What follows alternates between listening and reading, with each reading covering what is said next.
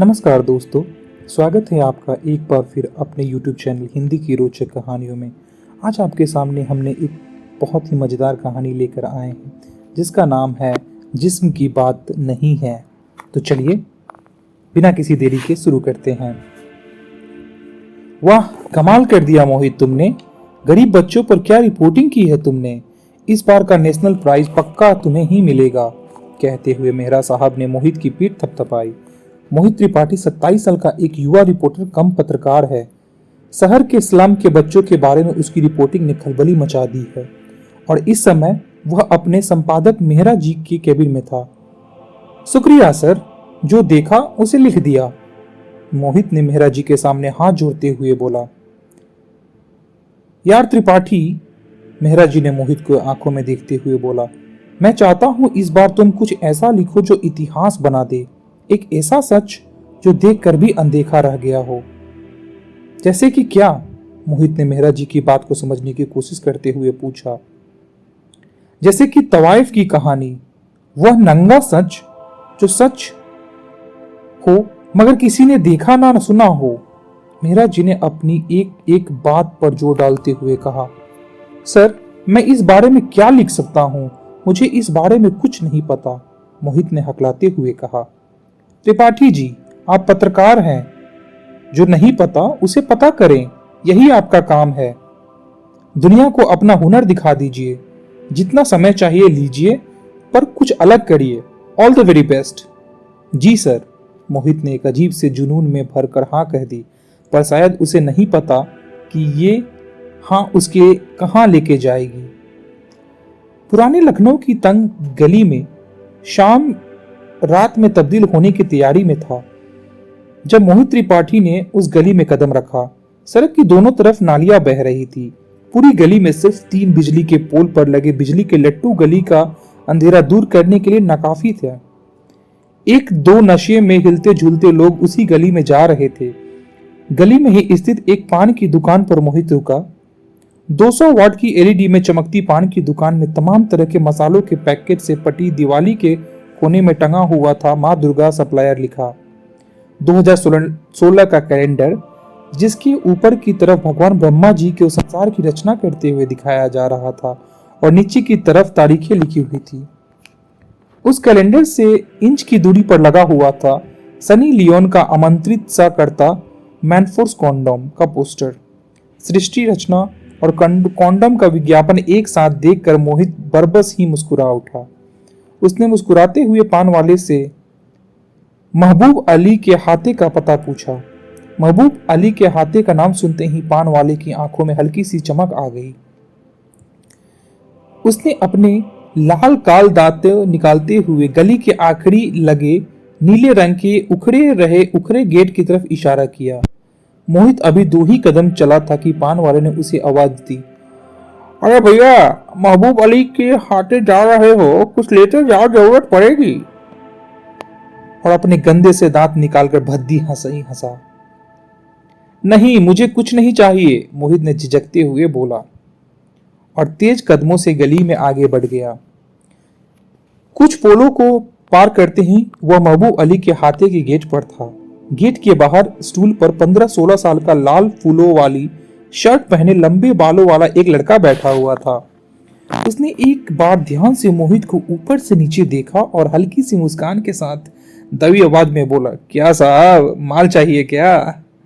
मोहित ने धीमे से ही हाँ में गर्दन हिलाई।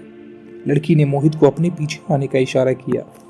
गेट के बाद एक अंधेरी सीलन भरी दलान थी जिसके अंत में एक लोहे का चैनल लगा था जिससे अंदर की तरफ सा ताला पड़ा हुआ था।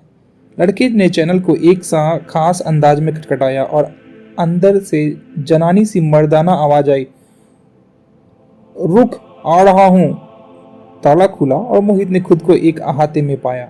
अहाते एक कोने में नल लगा हुआ था जिससे बूंद बूंद पानी टपक रहा था और दूसरे कोने पर थी ऊपर की ओर जाती सीढ़ियां और उन सीढ़ियों से लगे हुए बने थे लाल दरवाजे वाले कमरे। वो कमरे जो न जाने रोज कितने शरीफ लोगों की किसी की इज्जत खरीदते देखते हैं। अब मोहित कोठे के दलाल लल्लन खां के सामने खड़ा था। पीला लंबा कुर्ता और चेक वाली लुंगी पहने लल्लन का 3 सेकंड मोहित को देखता रहा और फिर अपनी जनानी सी मर्दाना आवाज में बोला, क्या चाहिए लड़की? मोहित ने अजीब सी घुटती हुई आवाज में कहा। मोहित की बात सुनकर लल्लन खां मुंह फाड़ कर हंसने लगा, जिस वजह से उसके आगे के 2 टूटे दांतों से पान मसाले की कुछ बूंदें मोहित के शर्ट पर गिर पड़ी और हंसते हंसते ही बोला, बाबू साहब, ये महबूब अली का हाथा है। यहाँ सबको लड़की ही चाहिए, भैंस बकरी नहीं। 1 मिनट सांस लेने के बाद लल्लन खां ने फिर बोलना शुरू किया, बाबू साहब, आज सब लड़कियां बुकिंग पर गई हैं। सिर्फ यहाँ एक ही है। 1 घंटे का या 1 बार का 2200 रुपए लगेगा, और अगर कुछ ज्यादा करेंगे तो अलग से चार्ज लगेगा। मंजूर हो तो बोलिए। मोहित ने शर्माते हुए बोला, कुछ नहीं करना है, सिर्फ बात करनी है। लल्लन खां ने आंखें बड़ी करते हुए पूछा, लेखक हो क्या? मोहित ने जवाब दिया, हाँ। लल्लन खां, तब तो 2500 रुपए लगेगा। मोहित से कहा, वो क्या है ना साहब, आप लेखक लोगों से कुछ होता वाता तो है नहीं, पर लड़कियों का दिमाग और खराब कर देते हैं। और आजकल ना जाने क्या हुआ है, जिसको देखो उसे रंडी पर ही कहानी लिखनी है। मोहित ने बिना कुछ बोले जेब से 500 का नोट निकालकर लल्लन खां की ओर बढ़ा दी। लल्लन खां ने एक बार फिर से मोहित को हैरत से देखा और लुंगी संभालते हुए सीढ़ियों पर चढ़ते चढ़ते मोहित को ऊपर आने का इशारा किया। लल्लन खां ने 7वें कमरे के सामने रुका और दरवाजे पर हाथ मारते हुए बोला, खोल, कस्टमर आया है। अंदर से महीन सी पर तीखी आवाज आई, लल्लन भांड में जा तू और तेरा कस्टमर। शाम से 4 मर्दे निपटा चुकी हूं, अब मुझे आराम करना है। बदले में एक स्वर से लल्लन खां के मुंह से कई देसी विदेशी गालियों का बाद निकला, नाटक मत कर, दरवाजा खोल। मोहित यह वार्तालाप सुनकर बहुत बकास आ गया था। फिर उसने शांत स्वर में बोला, रहने दीजिए ना, अगर मैडम का मन नहीं है तो। अचानक से दरवाजा खुल गया और दरवाजे पर खड़ी थी अपने लिए मैडम का संबोधन सुनकर हैरान सी शबनम। 23 साल की शबनम उस समय गहरी गुलाबी रंग की साड़ी में लिपटी थी। छोटा सा लाल रंग का ब्लाउज, हरी बिंदी, सिर लिपस्टिक, गोरा रंग, लंबी नाक और हल्की नीली आंखें जो मोहित पर टिकी थी। लल्लन खां ने खूंखार सी नजरों से शबनम को देखा और भद्दी मुस्कान से बोला, बाबू साहब, कुछ करना नहीं है, लेखक है ना, बस अंदर ले जा और 1 घंटे बिता ले। पता नहीं शबनम क्या समझी और क्या नहीं, बस दरवाजे से एक तरफ हट गई और मोहित ने कोठे के उस डिब्बे जैसे कमरे में कदम रखा और शबनम ने दरवाजा बंद कर लिया। मोहित दरवाजे की ठीक बगल में रखी लाल रंग की नीलकमल की कुर्सी पर बैठ गया और कमरे के चारों तरफ एक सरसरी नजर डाली। दरवाजे की ठीक सामने वाली दीवार पर एक खड़ी की खिड़की थी जो पीछे उस गली में खुलती थी जिससे निकलती थी बहुत सी नालियां। कमरे की दीवारों का प्लास्टर जगह जगह से उखड़ रहा था, जिसे छिपाने के लिए उस पर लगा दिए थे अश्लील पोस्टर। कमरे की छत से लटका पंखा चर्र चर्र की आवाज के साथ हल्के हल्के घूम रहा था। बल्ब की हल्की पीली रोशनी में मोहित ने देखा कमरे की दाईं दीवार से जुड़ा कम बेड पड़ा है, इस पर बिछी है लाल गुलाबों वाली चादर। शबनम बिजली के बोर्ड के पास जा रुक गई और मोहित की तरफ देखते हुए पूछा, साहब, बत्ती जलने दे या अंधेरे में करोगे? शबनम जी, मेरा नाम मोहित है, हो सके तो मुझे मेरे नाम से ही पुकारिए। और अंधेरा उजाला क्या है, मैं कुछ नहीं समझ रहा। मोहित ने शांत स्वर में बोला। शायद पहली बार अपने नाम के साथ में जी संबोधन सुनकर शबनम के चेहरे पर खुशी की मुस्कान आ गई। मोहित बाबू, मतलब ये है कि कुछ लोग रोशनी जलाकर करना पसंद करते हैं, रोशनी के चलते उनके चेहरे में आईने की तरह मेरा चेहरा नुमाया हो जाते हैं, और दूसरी वो जो रोशनी बुझाकर करना पसंद करते हैं ताकि मेरे चेहरे के आईने में उनका चेहरा नुमाया ना हो, परछाइयां ना दिखे, अक्सर ना बने। ये भी हो सकता है कि वो रोशनी में अपने नंगे शरीर को देखना नहीं चाहते। ज्यादातर लोग से अपना नंगा शरीर देखा नहीं जाता और मुझे इस बात पर बेहद हैरानगी हुआ करती है। पता नहीं मुझ तौएब से शर्माते हैं या अपनी आत्मा से। शबनम एक सांस में बोलती चली गई और मोहित अवाक सा उसे सुन रहा था। लाइट जलने दो। और हाँ, मुझे कुछ करना नहीं है, मोहित ने जवाब दिया। मुझे बस आपके साथ कुछ वक्त गुजारना है, आपकी जिंदगी को समझना है। मोहित ने आहिस्ता आहिस्ता से अपनी बात बोली। शबनम के चेहरे पर एक एक करके कई रंग आए और चले गए। धीमे धीमे से चलकर वह कोने में पड़े फूलों वाले बेड पर बैठ गई और डूबती सी आवाज में मोहित से पूछा, मुझसे मिलने या किसी भी वेश्या से मिलने? क्योंकि कुछ मिनटों पहले तक आपको मेरा नाम भी नहीं पता था। आप हमारी जिंदगी को इतनी आसानी से नहीं जान सकते हैं। वह दौर चले गए जब तवाइफ पाकीजा की मीना कुमारी, देवदास की माधुरी और उमरा जान की रेखा की तरह होती थी। अब ना इस तरह के असल में कोई कोठे होते हैं, ना ही वेश्याघर। असल में सिर्फ नालियां होती हैं। नालियां इसलिए बनाई जाती हैं ताकि घरों की गंदगी उफन उफन कर शरीफ लोगों के आंगन में न फैल जाए। असल में सिर्फ गटर होते हैं ताकि समाज साफ सुथरा दिखाई दे सके, जितना हो चमकता रहे। और हमारी जिंदगी को जानने के लिए आपको इस गटर में उतरना होगा। शबनम की बात सुनकर मोहित हड़बड़ा सा गया और हकलाते हुए बोला, मतलब? मैं तुम जैसे किसी को भी मिलना चाहता था ताकि तुम्हारी जिंदगी को दुनिया के सामने ला सकूं। शबनम मुस्कुरा उठी और इस मुस्कान में उसकी बेबसी और व्यंग दोनों थे। और मोहित के पास आकर उसकी आंखें में दिखती हुई बोली, यानी मोहित बाबू, आप हमारे कपड़े बंद कमरे में नहीं, सारी दुनिया के सामने उतारेंगे। यह जो हम रंडियों का कोटा होता है ना, आपके शहर के बिग बाजार की तरह होता है। यहाँ शब्द मिलता है, बस नाम होता है कि लोग सेक्स खरीदने आते हैं। मोहित शबनम को उसी तरफ देख रहा था जैसे क्लास में दाखिल हुआ बच्चा अपने टीचर को देख रहा होता है।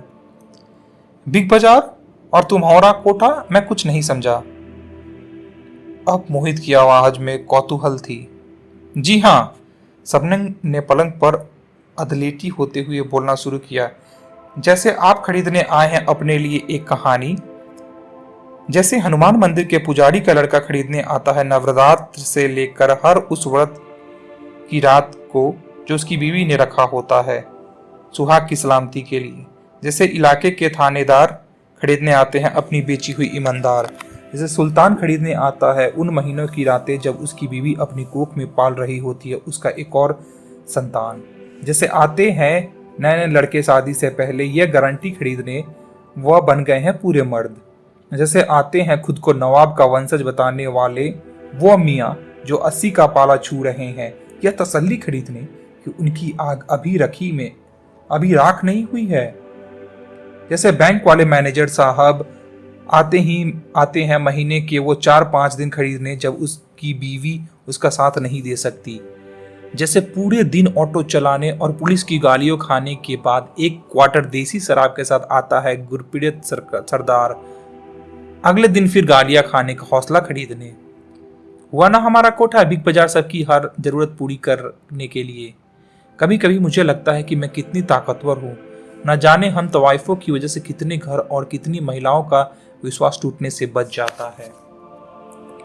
मोहित ने एक बार सर से पांव तक शबनम को देखा और मन ही मन सोचने लगा, क्या उम्र होगी इस लड़की की? 20 या 21 साल। जब सामान्य लड़कियां सपने देख रही होती हैं अपने अपने आने वाले कल की वैवाहिक जीवन या करियर के लिए, उस समय शबनम सीख रही होती हैं जिंदगी के सबक। मोहित को सोचता देखकर शबनम फिर बोल उठी, क्या सोच रहे हैं मोहित बाबू? किसी तवाइफ की बातों के बारे में इतना नहीं सोचा करते।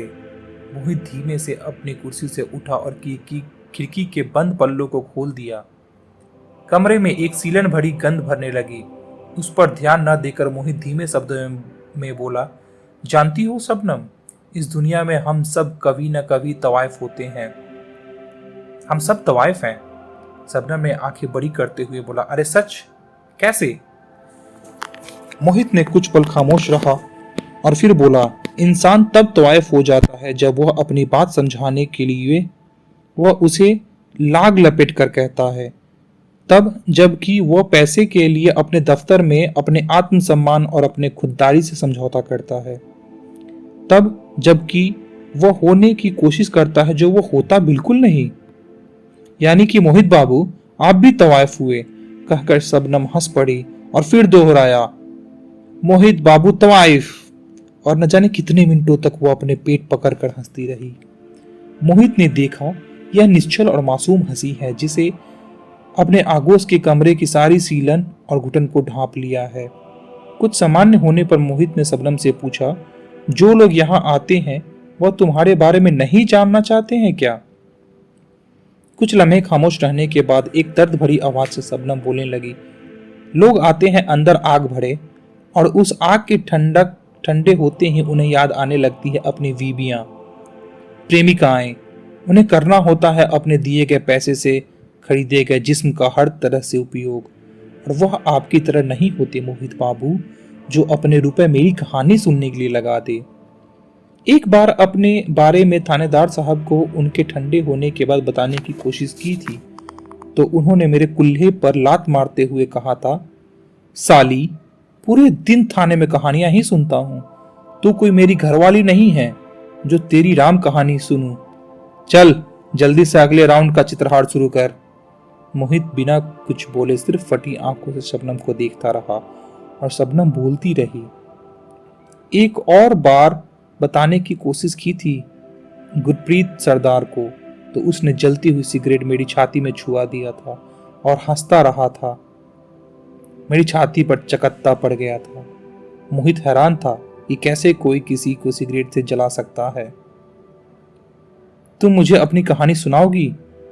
मोहित शबनम से पूछा। कहानी जैसा कुछ नहीं है मोहित बाबू। तभी दरवाजे पर दस्तक हुई और ललन खां का आवाज आया, साहब 1 घंटा हो गया है, फिर आऊंगा, कहकर मोहित कमरे से निकल गया। बहुत कुछ था जो शबनम की जिंदगी में आज पहली बार हुआ था और दुनिया के बहुत से रंग आज पहली बार मोहित ने देखे। कुछ था जो टूट गया था, कुछ था जो जुड़ गया था। आशा करता हूँ दोस्तों आपको कहानी का यह भाग पसंद आया होगा। हम बहुत जल्द आपके पास कहानी का दूसरा पार्ट लेकर आएंगे। तब तक आप हमारे चैनल की दूसरी कहानियों सुनते रहें। तब तक के लिए अपना ख्याल रखिए। आपका अपना